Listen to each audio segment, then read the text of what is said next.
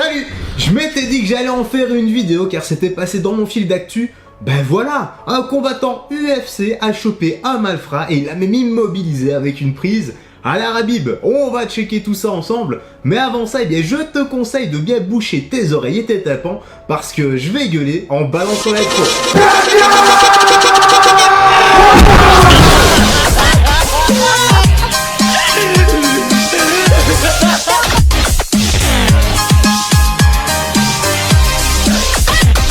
C'est fait, j'espère que tu vas bien et que tout se passe pour le mieux pour toi, frérot Sorette, et que tu es bien installé par la même occasion, car nous sommes partis pour la petite news, la petite actu. Let's go! Un combattant UFC humilie un voleur de voiture avec une prise de Rabib. Bah c'est cool ça, franchement ça redore un peu le blason de l'UFC parce que ces temps-ci, avec toutes les polémiques qu'il y a à gauche à droite, c'est coup-ci coup-ça, on va dire. La suite.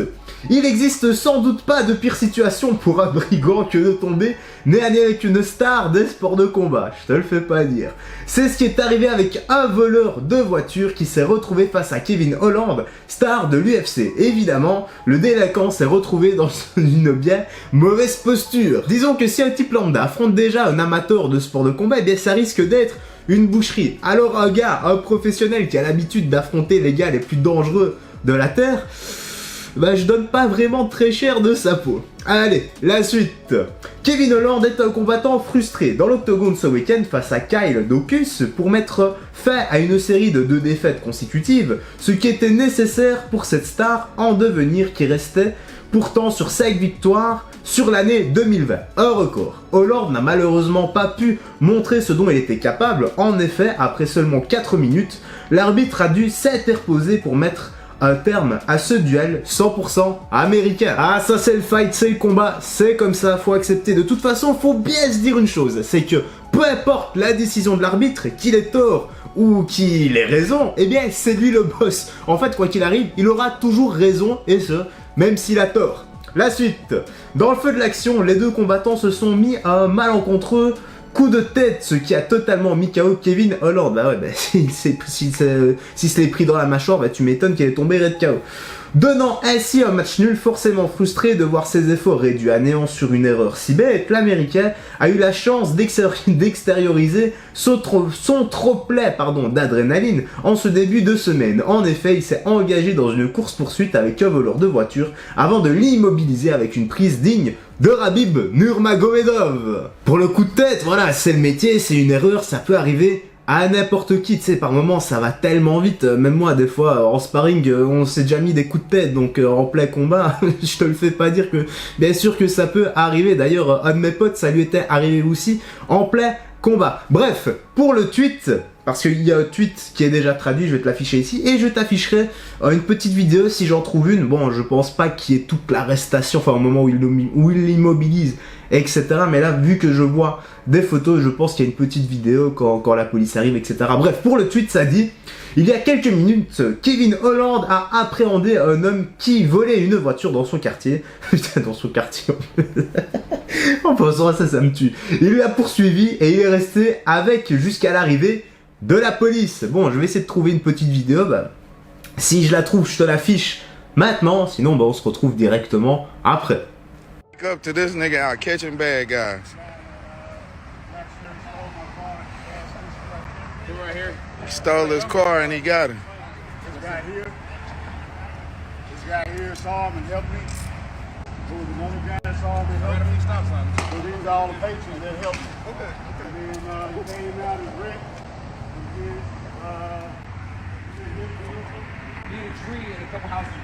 Je vais te penser à ce que j'ai dit, de toute façon on allait quand même se retrouver maintenant quoi qu'il arrive. Que dit la suite? De tous les quartiers où l'individu aurait pu voler une voiture, il a choisi celui d'une star de l'UFC. Pas de bol mon petit pote, ça c'est le métier qui doit rentrer aussi pour toi, c'est juste que parfois bah, il faut mieux choisir, hein, voilà, tu dois investiguer avant. C'est ce que certains appellent le karma. Quelques heures après cette intervention héroïque, Kevin Holland s'est rendu dans les MMA de l'excellent journaliste Ariel Elwani et il a raconté sa version des faits. Bah vas-y frère, raconte-nous tout ça et s'il te plaît ne nous épargne pas les détails parce que ici on est friand de tout ce qui est sport de combat, arrestation, tout ça. D'ailleurs faudrait vraiment que je recommence un peu les vidéos fight, non? Qu'est-ce que t'en dis toi dans l'espace commentaire? Allez, Kevin a dit: j'étais en voiture et j'ai vu une caisse sortir d'un parking à fond avec un gars derrière qui criait qu'on lui avait volé sa voiture. J'ai passé une semaine en quarantaine, je n'ai pas eu la chance de finir mon combat.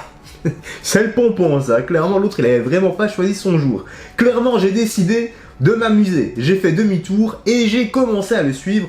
Il a tourné proche de chez mon entraîneur, alors plutôt que d'appeler la police, je l'ai appelé lui en lui disant de venir couper la route au voleur. Ouais d'accord, le mec se croit dans GTA, il a décidé de s'amuser, c'est cool, enfin heureusement qu'il s'est rien passé, on va en parler après, on va rajouter quelques détails, tu vas voir.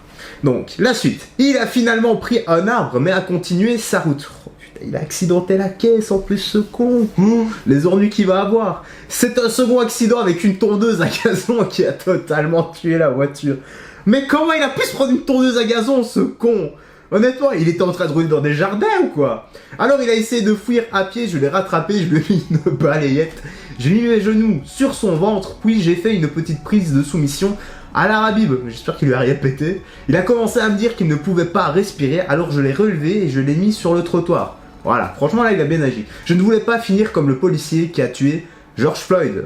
Ouais, je peux comprendre. C'est bien ça, le self-control, malgré tout, c'est très important. Franchement, qui dit mieux? Il l'a immobilisé, sans lui mettre de coups, il lui a fait une petite soumission. Bon allez, peut-être la petite gifle éducative qui manque, mais sinon, on va dire, c'est 100% parfait. Non, franchement, troll à part, c'est vraiment bien, même s'il a pris un risque, parce que je rappelle, on ne peut jamais savoir ce que la personne a dans les poches, et peu importe si tu es champion du monde de boxe, de MMA, de kickboxing, de tout ce que tu veux, face à une arme à feu, eh bien l'arme à feu aura toujours le dessus sur toi. Bah oui, on n'est pas Superman les gars. En tout cas, il agit vraiment bien, il a fait une très bonne action, et je suis certain, en tout cas je l'espère, que la vie lui renvoudra tout ça. Allez, on arrive maintenant au dernier paragraphe, et il dit: le voleur de voiture, il réfléchira désormais à 2 fois avant de commettre un crime. Il vient de recevoir une belle leçon qui aurait pu être bien plus douloureuse si Hollande n'avait pas eu peur de le tuer. Ah, c'est clair que s'il avait voulu en finir, il aurait pu le faire, donc bravo à lui encore une fois pour ce geste et pour ce self-control, et de toute façon, je pense pas qu'il avait l'idée de le tuer, quoi, appelons un chat, voilà.